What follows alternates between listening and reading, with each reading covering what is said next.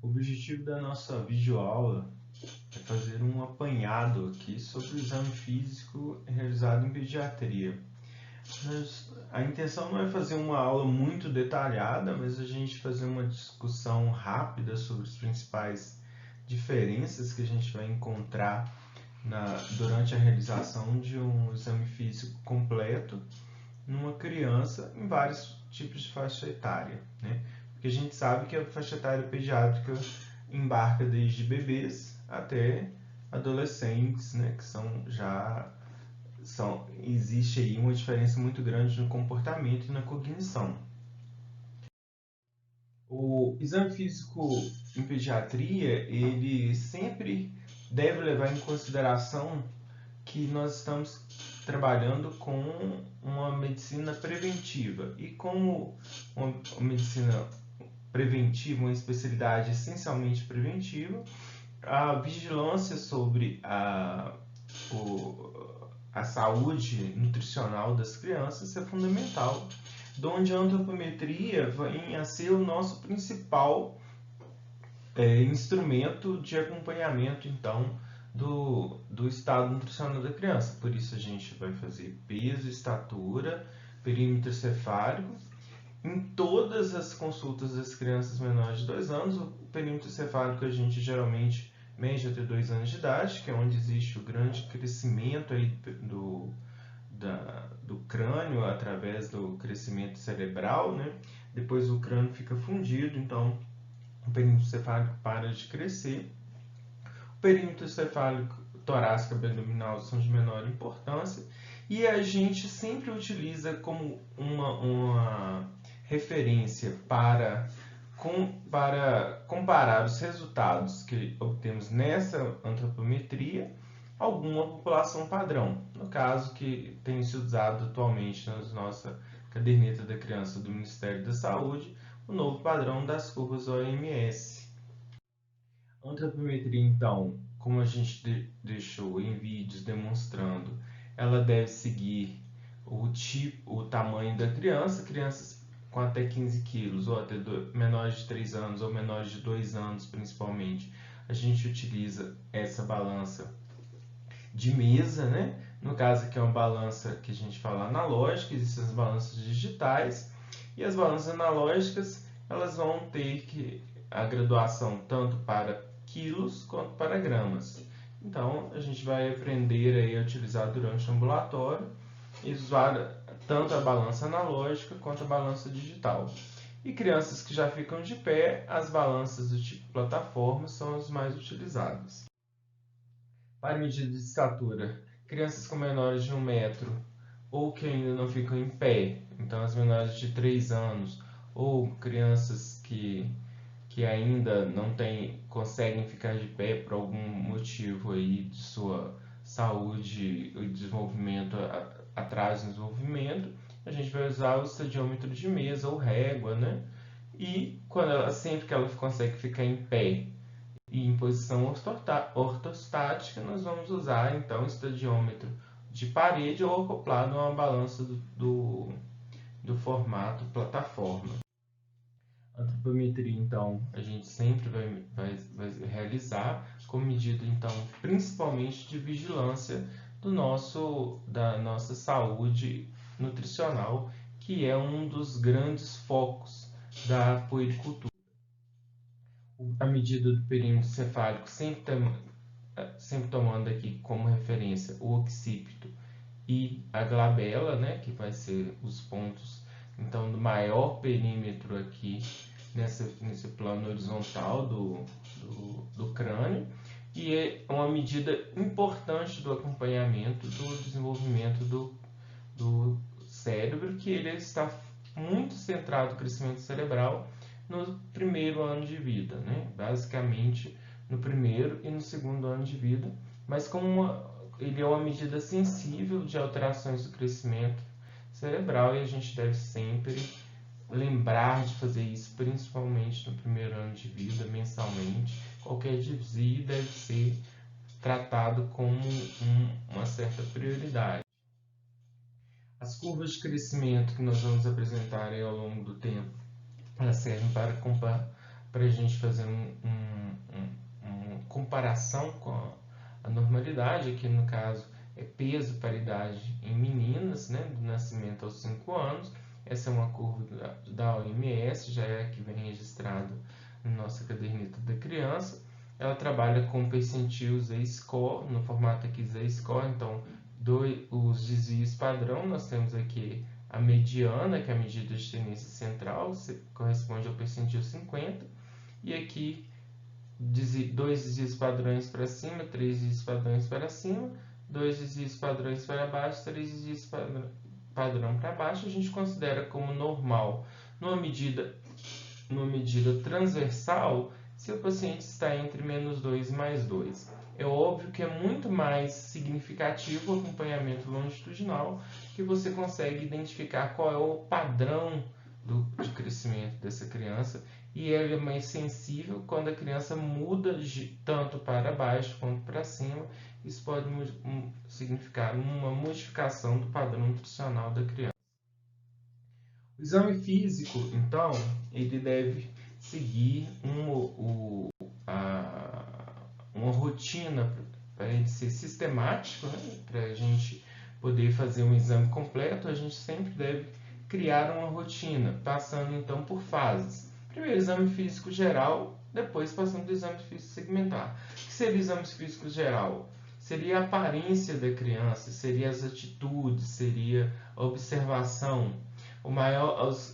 E o exame segmentar, nós vamos nos atentar aí a sinais mais específicos dos segmentos do corpo, onde a gente vai procurar aí alterações que podem significar distúrbios de certos aparelhos ou órgãos específicos. No exame físico geral, então, nós começamos sempre com a endoscopia, com a nossa visão. Qual que é o nosso grande instrumento para o exame físico geral? Seria a nossa observação da criança, que já começa quando a criança já entra na sala, né? A sua relação com a mãe, o seu comportamento, o estado geral, a sua coloração, se ela está animada, se ela está brincando, se ela está apática. Todas essas coisas a gente já vê antes mesmo da criança, de levar a criança à maca. Principalmente porque a criança, em muitos momentos, ela vai resistir ao exame, né? Crianças menores, elas ainda não entendem que aquele exame é realmente necessário, e elas podem não se sentir seguras de ir para a maca, tem alguma má impressão, vamos dizer, algum momento que ela esteve num serviço de saúde e teve uma experiência negativa. Então, durante a consulta pediátrica, é sempre importante ganhar a confiança da criança, é sempre importante ser um pouco mais lúdico. Quando a gente vai analisar pele, mucosa, tecidos cutâneos, procurando aí ver estado de hidratação, estado nutricional, avaliar a presença dos gânglios linfáticos, né? Isso tudo nós já vamos aí passar então para um exame uma inspeção mais detalhada, né?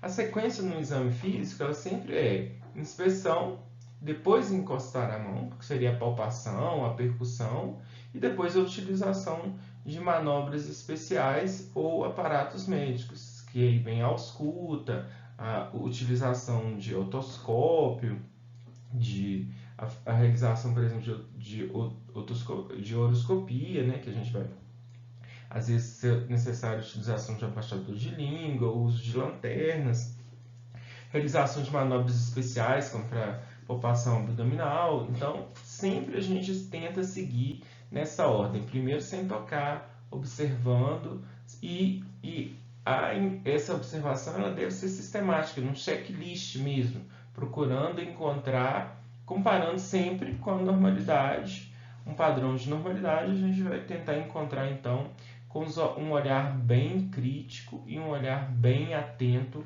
a alterações sutis. Então, no exame físico geral, na endoscopia, então aqui eu trouxe figuras chocantes, mas aí você já percebe aqui uma criança que claramente está doente. Aqui você vê uma criança pálida, com a pele já bem com turgor, que você já percebe que já está reduzido, uma criança que está com a mucosa totalmente seca, então provavelmente bem desidratada, né? Essa palidez aqui significa que a perfusão cutânea está reduzida.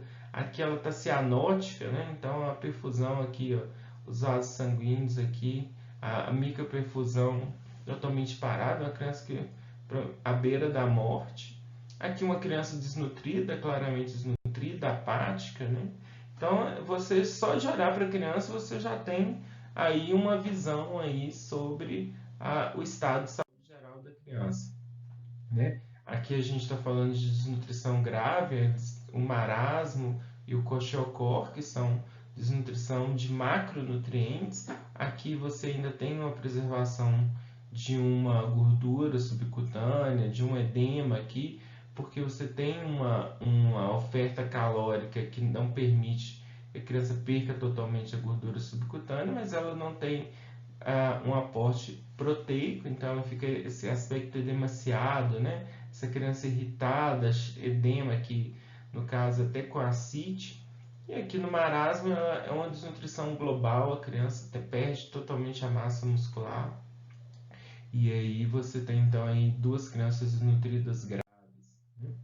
Ainda no exame físico geral, nós estamos falando aí estado de hidratação, nós vamos ver sobre a coloração da mucosa, se há palidez, se ela está não ancorada, se tem presença de cianose, icterícia, vernix caseoso, isso é muito específico do recém-nascido, presença de lesões de pele, exantemas, lesões em placa, dermatoses, né? E isso tudo é através principalmente da inspeção. Aqui nós estamos avaliando o estado de hidratação, aqui olha, o turgor está diminuído, o sinal da prega, né? Então a gente observa aqui que você fez como se fosse, tracionou a pele, como se estivesse puxando e ela não retorna, né? Então esse sinal desse sinal da prega cutânea aí, que mostra que o turgor está diminuído, provavelmente porque foi depletado o líquido do subcutâneo, então a pele não está deslizando sobre o subcutâneo. Aqui a gente já vê diferenças de coloração. Olha aqui uma criança que está rosinha, bem corada, né? Aqui até com aspecto meio arroxeado da extremidade, então uma acrocianose. Aqui a gente já vê uma criança que já tem uma coloração amarelada da pele, não um bebê ictérico, claramente ictérico. E aqui a gente observa que elas parecem até meio amareladas, mas na verdade elas estão pálidas, né? Então, são crianças que têm uma palidez cutânea mucosa, a mucosa que você não percebe nem aquele lábio mais avermelhado, né? Que é típico das crianças que estão anêmicas, né? Olha aqui, uma mão com uma coloração bem característica, né? Você pode comparar com a sua própria mão, né? A gente sempre usa aí um modelo rápido, né, de coloração. E aqui, ó, vocês podem ver que a cor da mucosa da pele aqui, então você tem uma hipocoloração, então é um sinal aí de anemia.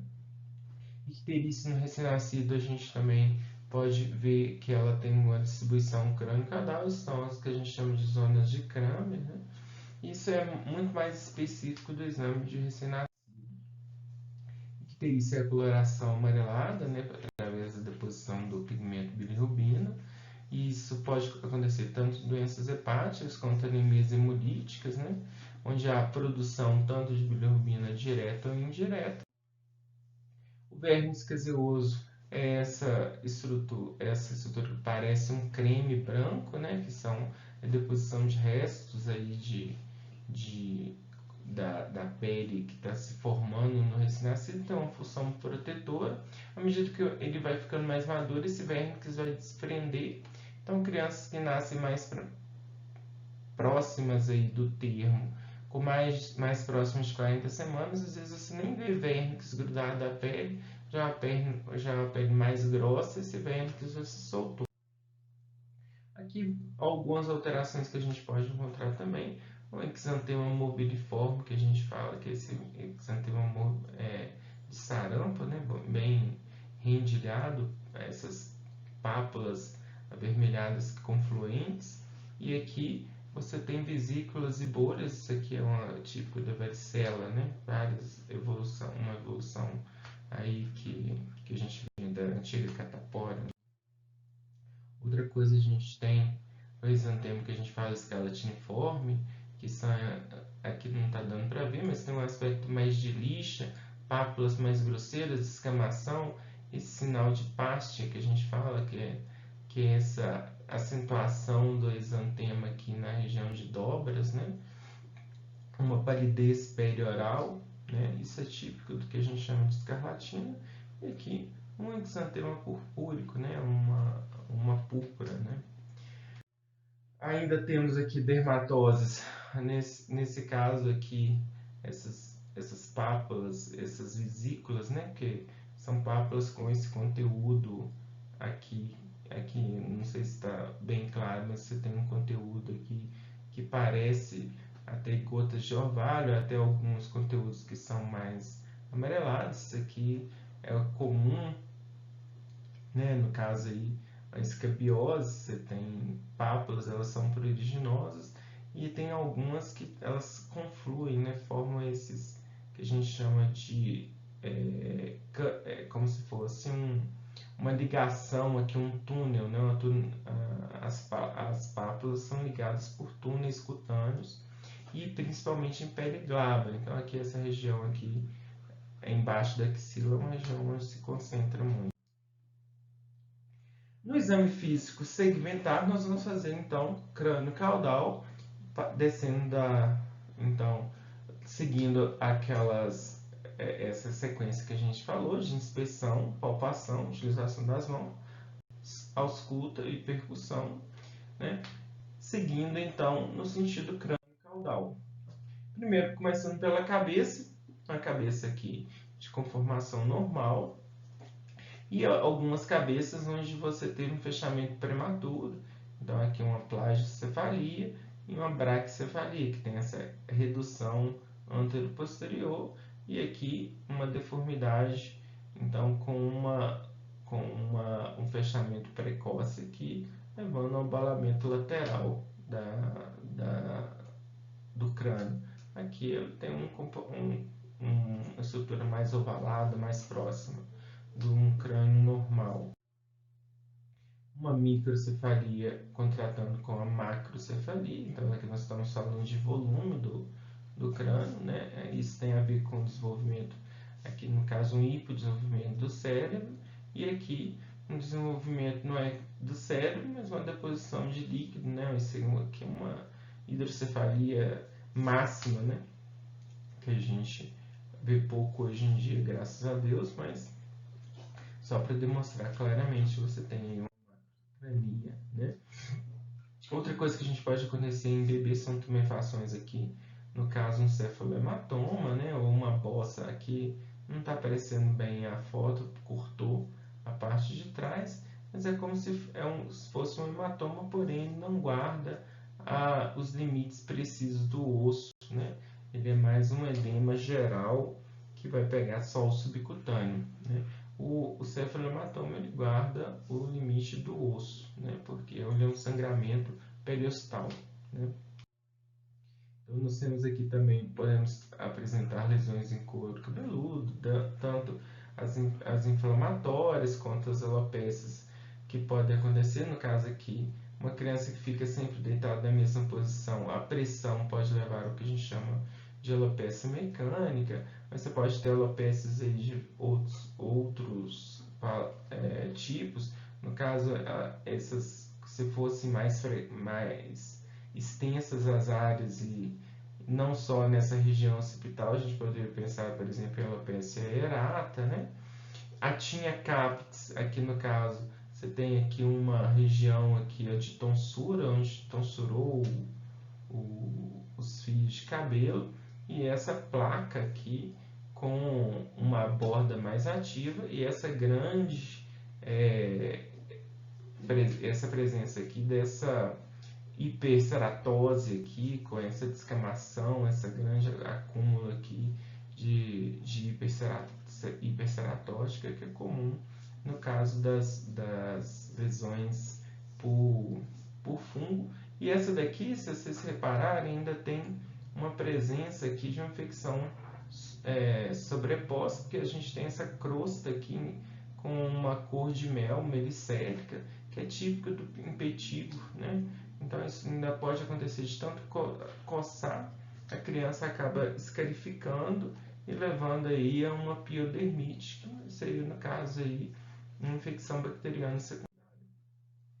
Outra coisa que a gente faz durante a avaliação de um bebê é a palpação das fontanelas. Então a gente observa sobre o abolamento, se ela está abalada ou deprimida, sobre a tensão, sobre o alargamento, sobre o fechamento precoce. Então a gente tenta medir, geralmente com as polpas digitais mesmo, a gente consegue medir ali se tem 2, 3 polpas. Geralmente a fontanela anterior ela tem um formato lambidoide, né? Então ela tem a lambidoide, ela tem esse formato mais hexagonal, e a sutura posterior, que é a lambidoide, ela tem um formato, né, mais triangular, e ela se fecha mais precocemente. Ela geralmente ela também é menor, geralmente ela tem uma polpa digital, geralmente. A fontanela anterior ela geralmente é mais ampla e demora mais a fechar. Ainda no exame da cabeça, então aqui mostrando como que a gente faz a técnica para palpar a fontanela anterior, né? Olhando a face, então na face nós vamos olhar nariz, orelhas, boca, olhos, né? Então já é o exame, tanto a gente faz por inspeção, a gente consegue ver se já tem dente, se as crianças sorri, os olhos, tenta fazer observação se os olhos são centrados, se é desvio lateral ou no desvio central de alguns olhos, que é o que a gente chama de estrabismo, a posição da orelha, se elas são normo-implantadas, se elas estão bem formadas, né? O nariz também, se ele é bem formado, se ele tem alguma deformidade, se o lábio também pode conter alguma malformação. É sempre importante olhar todos os detalhes. Nos olhos aqui a gente está mostrando algumas alterações que podem ter tanto inflamatórias, né? Então, olha, a gente pode ter secreção, presença de hiperemia. A gente pode observar aqui, no caso, uma criança que tem macrocrania, com o olho voltado para baixo, né? Como se fosse um sinal que a gente chama de sinal do sol poente. E aqui um desvio, né? A gente lançou um raio de luz, e aqui essa está centrada e essa desviada para dentro, né? Então isso é um estrabismo, né? Então a gente pode observar aí várias alterações nos exames dos olhos. Aqui a gente pode observar que você tem um reflexo brancacento, né? Essa pupila está dilatada. Nessa daqui, na hora que você passa a luz, você vê que não vê aquele reflexo avermelhado que você esperaria ver da retina. Você tem então uma leucocoria, né? Aqui a pálpebra edemaciata, né? E olha aqui, olha, também uma alteração na pálpebra, parecendo que tem uma formação de uma acne, né? Um cisto sebáceo. Isso aqui é muito comum de vocês verem nessas blefarites, né? E também aqui a obstrução de glândula de Moll, levando são alterações inflamatórias que a gente encontra, né? Nos olhos ainda, a gente vai aprender a falar um pouco durante a fase de recém-nascido, do teste do olhinho, que é simplesmente observar a presença do reflexo vermelho, que mostra então que você tem uma transparência da câmara anterior. No exame do nariz, sempre observar desvios, malformações, é sempre observar se são pérvidas narinas, né? Orelhas também, a gente pode ter malformação, má implantação, uma orelha que não foi completamente formada. Aqui vocês estão vendo secreção, né, atrás do lobo da orelha. aqui um apêndice pré-auricular, né? Então aqui uma implantação mais abaixada, geralmente a gente encontra a orelha, se você traçar aqui da prega lateral aqui do olho, se você traçar uma linha, você esperaria encontrar a orelha aqui, ó, tá bem abaixo, então você tem uma implantação baixa da orelha, no caso de uma criança sindrômica. A face, né, verificar a resposta ao som, lactentes menores de 6 anos, a gente geralmente observa se ela faz uma reação ao som, né? Isso hoje em dia a gente já tem o teste da orelhinha, e crianças maiores elas geralmente já localizam o som, então a gente fica fazendo barulhinho para ver se a criança segue o som, para poder observar se a criança tem função de audição, né? Boca, que algumas alterações que a gente pode observar, né? Aqui um lábio leporino, aqui você já vê uma presença aqui dessas placas brancacentas, né? Com um fundo mais hiperemiado, isso é típico do hipercrescimento de Cândido, que é o que eles chamam vulgarmente de sapinho, né? Monilíase oral. Aqui um frênulo curto, né? Que é o anciloglosia, e uma língua geográfica. Essa daqui é o que a gente chama de língua framboesa, porque lembra que é uma framboesa, né? Então são alterações que a gente vai encontrando durante a horoscopia. Os dentes, né? A gente sempre vai observar palato e dentes, né? Então aqui a gente tem uma alteração aqui da língua, né? Também a conservação dentária, a eclosão dos dentes, né? Que os dentes ainda não eclodiram, né? Aqui você já observa um palato mais profundo, isso que a gente, aqui até os dentes da frente estão deslocados, né? Isso aqui é muito comum nas crianças que estão com respiradores orais. Lembrar do tempo de eclosão dos dentes, mais ou menos entre 6 e 8 meses, os incisivos centrais. Geralmente começa com os inferiores, pode começar com os superiores, mas geralmente são os centrais inferiores, depois vão aparecendo todos os outros dentes. Lembrando que por volta de 2 anos a 2 anos e meio você vai ter uma dentição completa, e que por volta entre 6 e 9 anos vai começar a fazer a renovação dos dentes, vão cair os dentes de leite, né? Que são os dentes descidos, e vêm os dentes permanentes. Ainda na face, a gente vai ter algumas faces típicas, né? Que a face atópica, alérgica, as faces adenodianas, né? Que são do respirador oral crônico. Vocês veem que aqui a eminência malar, né? É reduzida, uma ponte nasal mais curta, um sulco nasolabial mais alargado, a criança está sempre com a boca aberta, né? Uma face sindrômica, por exemplo, aqui uma criança com síndrome de Down. No pescoço, a gente tem que observar se existe deformidades, né? A gente pode ter torcicolo, pode ter presença de massas. Aqui a gente tem várias cadeias de linfonodos que devem ser palpadas. Então a gente deve atender a toda essa sequência de exame. Aqui um cisto aqui na região central, que é o cisto tireoglosso. Aqui o torcicolo, que seria um desvio aí por uma hipertonia do esternocleido. Então ele fica contraído e a pessoa fica com a cabeça deslocada, né, para a lateral, no sentido oposto. Tórax. Nós vamos então observar desde começamos então sempre com a inspeção, procurando encontrar proeminências, né? As deformidades, o pectus excavatum, né? Que aqui nós temos essa deformidade aqui com a ponta do externo, a apêndice tifoide, mais projetada para dentro, fazendo esse buraco, né? essa retração aqui no centro do tórax, né? A gente pode encontrar então ginecomastia, né, que seria o desenvolvimento de mama no sexo masculino. Observar o padrão respiratório, então aqui a gente faz desde a inspeção, observando frequência respiratória, sinais de esforço.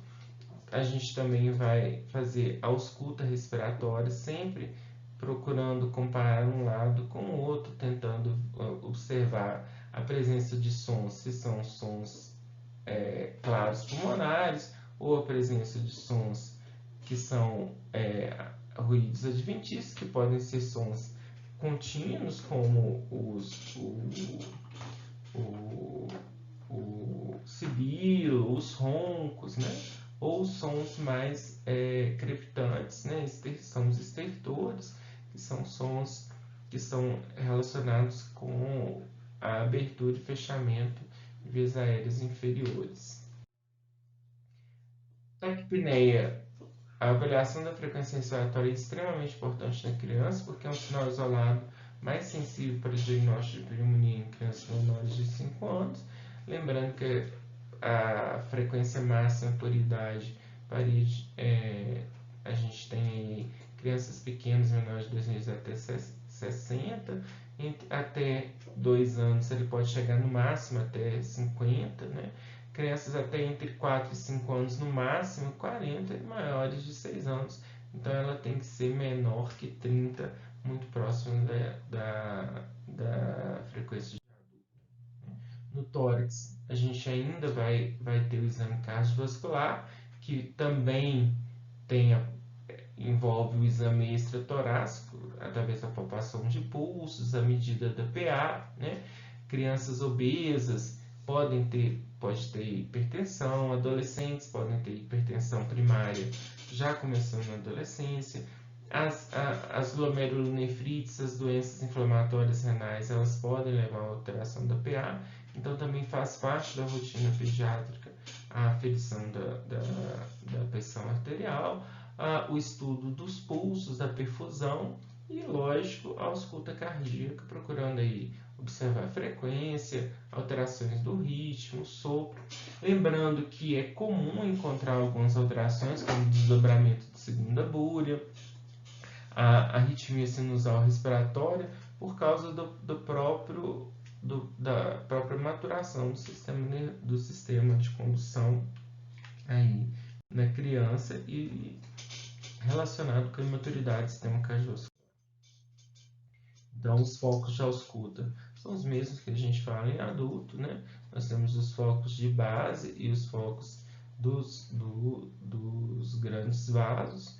Então, o foco aórtico vai ficar aqui à direita do externo, segundo espaço intercostal. O foco pulmonar à esquerda, porque você tem cruzamento, né, dos grandes vasos. A válvula tricúspide mais próxima aqui é paraesternal à esquerda, na região do ictus, o foco mitral. Então, também a gente tem que lembrar que a variação da frequência cardíaca está relacionada com a idade. Com mais jovem a criança, mais alta a frequência cardíaca. No exame do abdômen, a gente faz o exame de observar, lembrando que a gente tenta dividir o abdômen em regiões através das linhas semilunares e traçando aqui uma linha que passa pelo gradil costal, final do gradil costal da segunda costela e das cristas ilíacas superiores, né, para poder dividir aqui então o abdômen aqui nas regiões que a gente chama de epigastro, mesogastro e hipogastro, né? Hipocôndrio esquerdo, hipocôndrio direito, flanco direito, flanco esquerdo e a região da fossa ilíaca esquerda e fossa ilíaca direita. Técnicas que a gente vai fazer de palpação e percussão. A percussão a gente também faz na caixa torácica e faz também no abdômen. Lembrando que a percussão a gente sempre utiliza um dedo para servir de anteparo, para não percutir diretamente a pele do doente, para que a gente não exista força ali, não machuque, e para que a gente também isole os sons, né? Então, Então nós vamos ter aí, variando do timpanismo, que seria uma percussão sobre uma cavidade mais oca, até a maciez, que é quando você tem a presença de um órgão mais sólido logo abaixo ali, dentro de uma cavidade. Então as duas cavidades que a gente faz percussão são no tórax e no abdômen. A palpação do abdômen, a gente sempre vai tentar buscar a presença de massa, de abolamentos, né? Então, tentando ver se a gente vai encontrar visceromegalias, tanto fígado quanto baço, quanto na região dos flancos, tentando ver a presença de algum rim mais aumentado de volume, né? Lembrando de, na inspeção, observar distensão, circulação colateral, se já tem massas que já são visíveis, né, na inspeção. Nós vamos procurar, através da palpação, buscar sinais de aumento de algumas das vísceras sólidas, como hepatomegalia, esplenomegalia, hepatosplenomegalia, e a presença de massa palpáveis. E através da ausculta nós vamos escutar tanto os ruídos hidroaéreos, quanto a presença, inclusive, de sopros, né, que podem acontecer em casos aí de alterações dos vasos, dos grandes vasos abdominais. Então, aqui uma distensão abdominal clássica, né, que a gente não sabe se tem só ascite, se tem visceromegalia. Aqui a gente já tem uma criança que, através de palpação, a gente vai delimitar. E aqui, ó, nós temos o rebordo costal direito, está bem distante, né? Então a gente já tem aqui uma hepatomegalia. Palpação do fígado, a gente vai tentar, nós temos duas técnicas, né, que a gente vai colocar depois, vai demonstrar isso em vivo, mas a gente pode fazer tanto fazendo palpação utilizando a mão espalmada, né? Em adultos, às vezes, a gente tem que usar duas mãos para poder fazer a pressão, mas em criança, apenas uma mão a gente vai fazendo no rechaço. Então, quando a gente pede para a criança inspirar, para ela relaxar a musculatura abdominal, a gente aprofunda a mão e, à medida que ela vai expirando, você vai sentindo no rechaço a ponta para tentar palpar, então, vagarosamente o fígado. Em crianças pequenas, você pode palpar um fígado, na borda do fígado, até 3 centímetros do rebordo costal direito, tá? Principalmente na linha hemiclavicular. Outra forma que você tem de fazer seria também a técnica em garra, mas em criança isso é muito menos utilizado, né? A palpação do baço, geralmente a gente faz com a manobra de Schuster, né? Colocando a criança virada para o decúbito, no decúbito lateral direito, que aí o baço ele vai pesar sobre o abdômen, então vai ficar mais fácil de você encontrar uma ponta de baço, mas também pode ser realizado no decúbito dorsal, mais ou menos também utilizando a técnica da mão espalmada, passando aí pelo abdômen, né?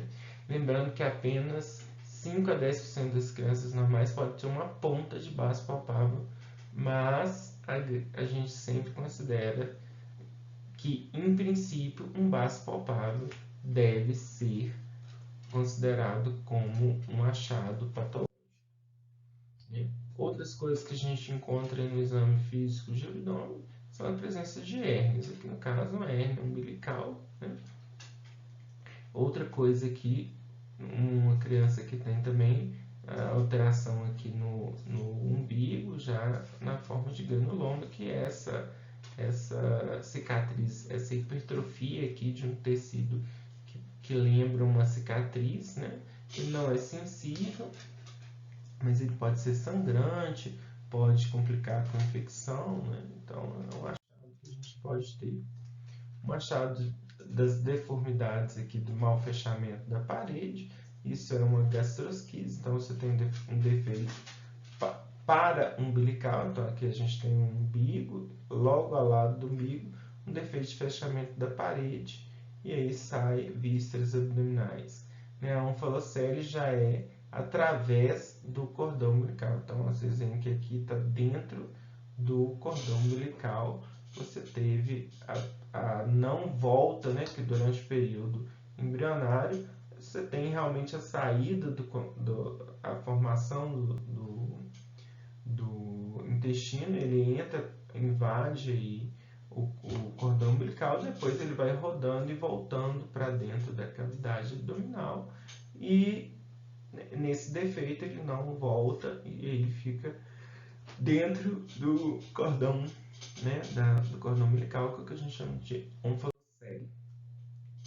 Ainda no exame segmentar, genitália, reta e ânus, sempre lembrar que faz parte do exame físico, observar a presença então de alterações na genitália, tanto feminina quanto masculina, como por exemplo hidrocele, as hérnias inguinais, fimose, distopias testiculares, né?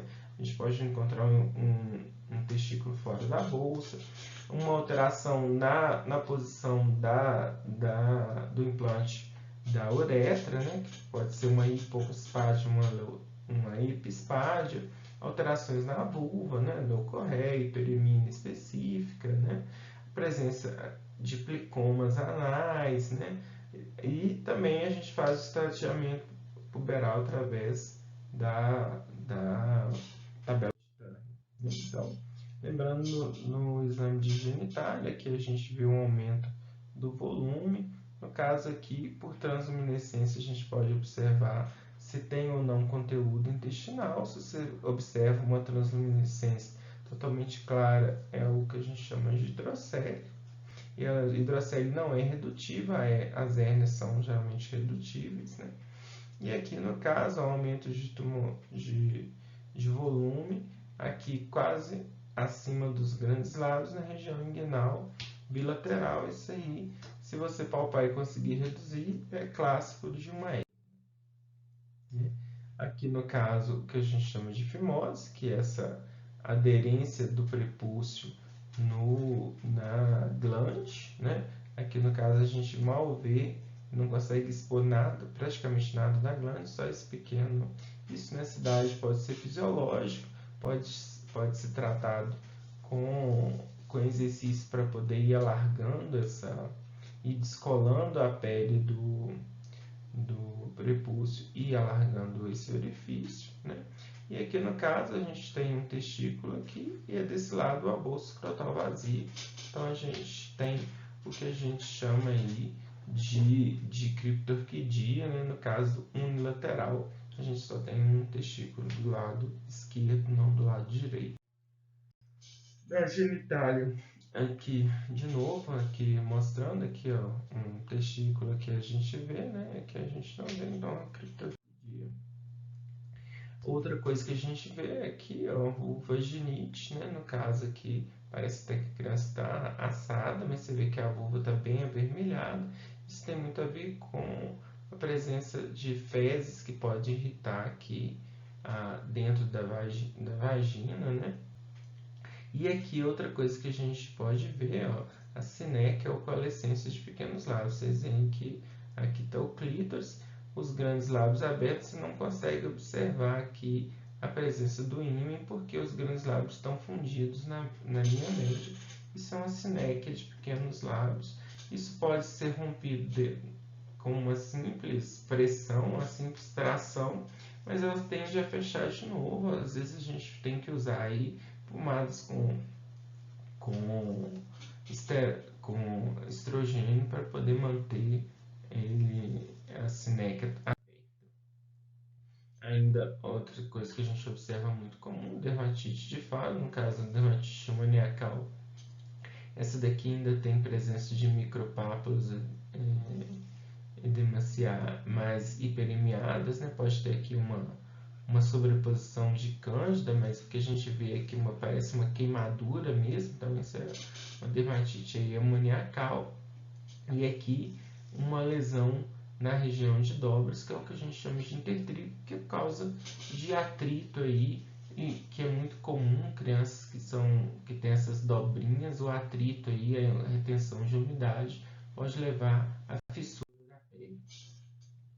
Ainda na região genital e ânus, você pode observar aqui uma coisa que é muito comum em crianças novas que vão ser morenas, essa acúmulo aqui de melanócito na região de dorso, né? Isso é o que a gente chama de mancha mongólica. É mais comum centrado na nádega, mas pode se estender em todo o dorso, tá? E aqui vocês podem observar uma pubarca, né? Que seria aí o crescimento de pelos pubianos. E no caso aqui, olha, se vocês observarem, parece que o testículo está ficando maior. Se a gente palpar e ver o testículo através de orquidômetro, a gente pode tentar ver o volume do testículo. Se ele estiver aumentando de volume, você tem aí uma puberdade precoce. Puberdade precoce, toda criança que começa classicamente com sinais de puberdade antes de 8 anos de idade. Ainda no ânus, você pode observar aqui a presença de condiloma acuminado anal, esse é um sinal de abuso, né, HPV, né? E aqui também a presença daquele verme, né, ou enteróbios ou oxiurias no ânus, né, aqui com uma certa magnificação da imagem, né?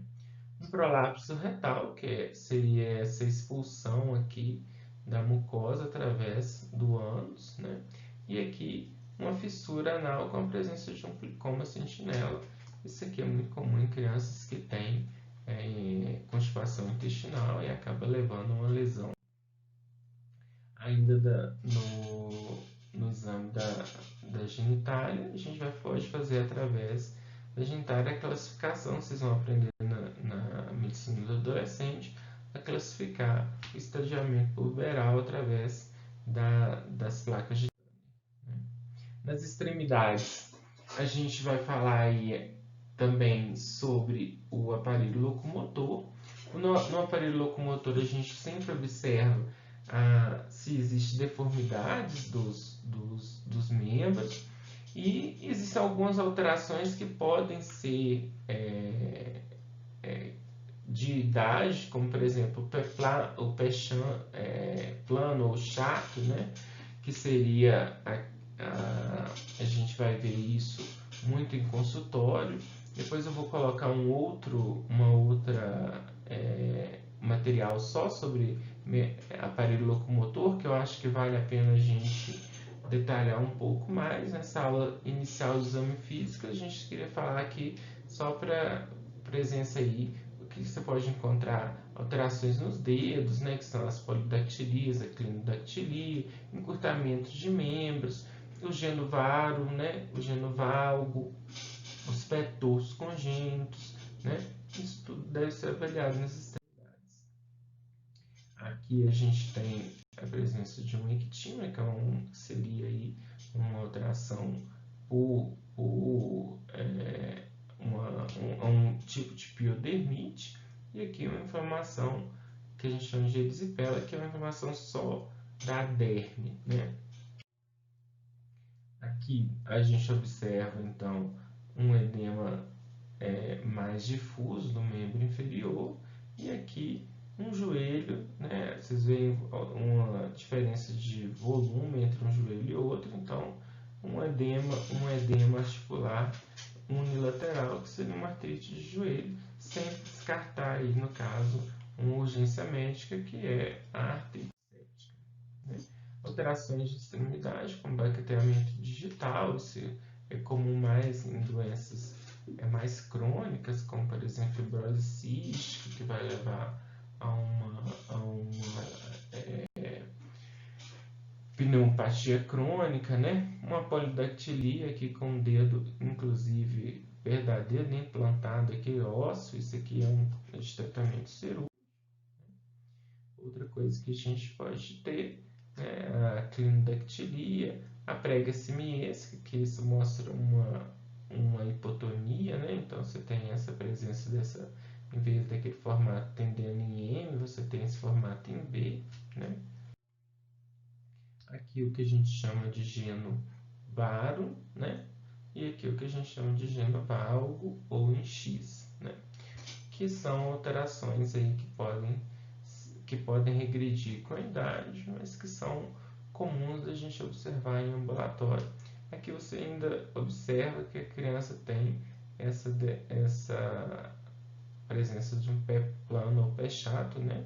Com essa deformidade aqui do tornozelo aqui medial, né? A criança praticamente encosta o tornozelo, a parte medial no chão. O pé plano, que é aquilo que eu falei, né? E aqui o pé torto congênito, que seria essa deformidade aqui, que pode ser posicional quando você consegue tracionar, ou pode ser já um pé torto aí que já encurtou, e aí vai ser de tratamento um pouco mais agressivo, né? Vai ter que usar, se não for possível através de órtese, a gente tem que fazer tratamento cirúrgico. Aí nas extremidades a gente deve observar as presenças de lesões. Olha que vocês veem, isso aqui são sequelas de piodermites, né? E aqui também você pode ter aí alterações de discromias por causa de lesões que a criança teve, provavelmente aí por impetigo, né? Da coluna vertebral, tanto defeitos de fechamento, né? Esse no caso é um mielomeningocele, né? Um defeito de fechamento de tubo neural, e que é uma deformidade na cifoescoliose, que aqui essa é uma escoliose grave, né? Que pode comprometer aqui o desenvolvimento pulmonar, e isso deve ser de correção cirúrgica no momento adequado. Na orofaringe, sempre lembrar que a oroscopia é um momento aqui que pode ser traumático para a criança, então sempre aqui é igual tentando distrair a criança, tentando encontrar o melhor momento. Quando a criança é menor e não vai colaborar com o exame e é necessário fazer a oroscopia, vai ser necessário conter a criança, então alguém tem que conter, alguém segurar a cabeça, para que faça de uma forma que não machuque, né? Para a gente tentar reduzir aí a possibilidade de lesão através do exame, né? Crianças muito pequenas, né? Muito raramente a gente vai precisar, mas a técnica, sempre lembrar que se você vai utilizar abaixador de língua, não ultrapassar o terço médio da língua para não provocar reflexo de vômito, né? Então, através do abaixamento, você vai observar aqui, ó, no caso aqui se tem uma hipertrofia de amígdalas, elas quase encostando no terço médio, né? Então, essa é uma amígdala de grau 3 para grau 4, né? E aqui você vê aqui a presença de do que a gente chama de placas, né? Que são essa presença desse exudato aqui em formato difuso, que é o que a gente chama de placa, né? Que é comum em casos de amigdalite. Aqui outra coisa, né, que associa muito nos amigdalites bacterianos são essas petecas aqui no palato mole, né? Você tem a hiperemia aí das tonsilas palatinas, e esse sangramento aí, que é muito comum no caso das amigdalites bacterianas. Otoscopia. A realização da otoscopia a gente faz geralmente indireta, utilizando o otoscópio, né, para poder visualizar a membrana timpânica. Lembrando que na criança pequena, para retificar o conduto, a gente tem que puxar para trás e tracionar para baixo o lóbulo da orelha. E na criança maior, a gente traciona para trás, mas para cima, como a gente faz em adulto, para retificar o canal auditivo externo e, se possível, a introdução do espéculo para visualização da membrana timpânica. Então, a técnica é essa. Primeiro a gente retifica, introduz o espéculo e observa. Tá bom? Tentando observar, então, características da membrana timpânica, como hiperemia, abalamento, opacidade, otorreia, né? Aqui a gente tem desde uma membrana timpânica normal, que a gente vê aqui o cabo do martelo, né? Aqui o ponto central da inserção do ossículo, né?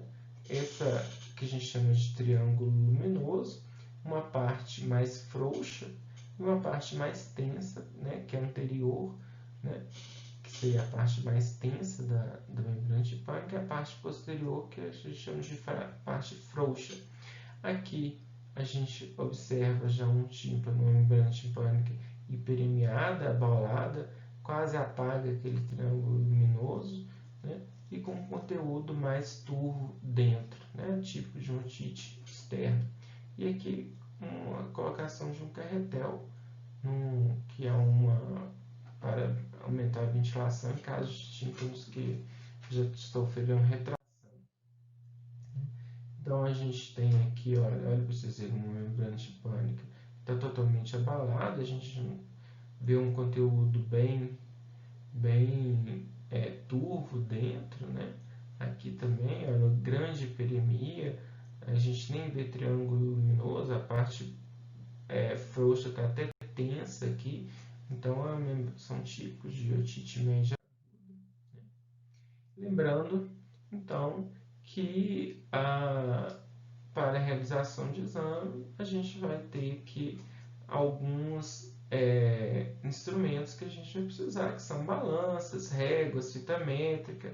Também a gente vai precisar de realização também para ausculta, a gente precisa do estetoscópio, a gente precisa de esfinglomanômetro com vários tamanhos aí para a gente poder medir a pressão arterial, e para poder medir o tamanho do testículo, vocês vão ter o orquímetro de Prader, e vocês vão ver nas aulas de saúde do adolescente. Essa foi só uma aula inicial, a gente vai postar outras videoaulas sobre os vários segmentos, mas espero que isso oriente vocês aí nos estudos sobre a semiotécnica e ajude vocês no trabalho com os pacientes nos ambulatórios, nas aulas ambulatoriais. Obrigado e vamos continuando os nossos planos de estudo.